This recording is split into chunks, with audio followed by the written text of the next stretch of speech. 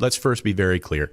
We benefit from our community involvement, right? It is a benefit to Saddleback. Right. And, that's one of the things that people cynically will say is that, and we fully admit it, but our customers expect us to do good by the community.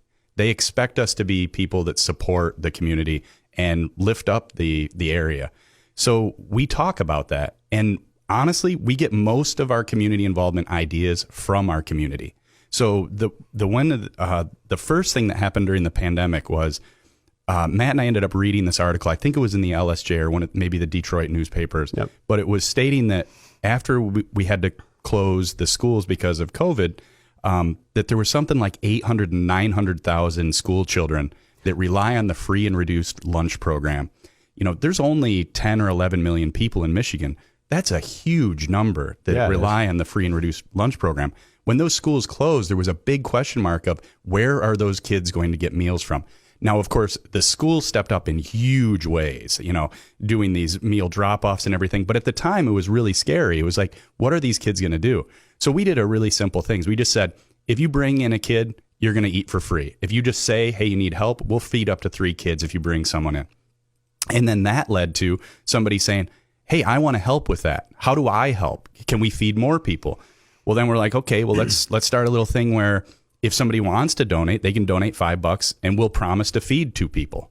And that just snowballed. And we ended up feeding like 2,000 kids. We ended up getting Trinity Church involved. And it just led to this snowball of our community saying, hey, can we do more? And can we help? And we were kind of a conduit for that giving. And that just led into a whole bunch of community giving that we never expected that we were going to be a part of.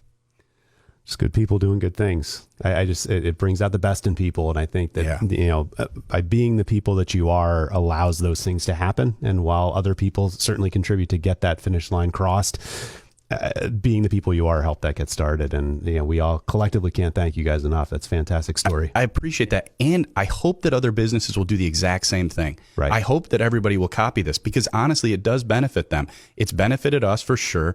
Now, honestly, Matt gets recognized a lot because he's got the mustache and, he's good looks in general. It's pretty much tough.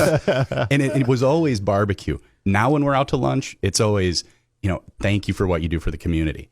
And it gives me chills talking about it right now. It's one of those things like, don't recognize us for this because you want to kind of be nameless, but it's really incredible. Really incredible. Well, that's great.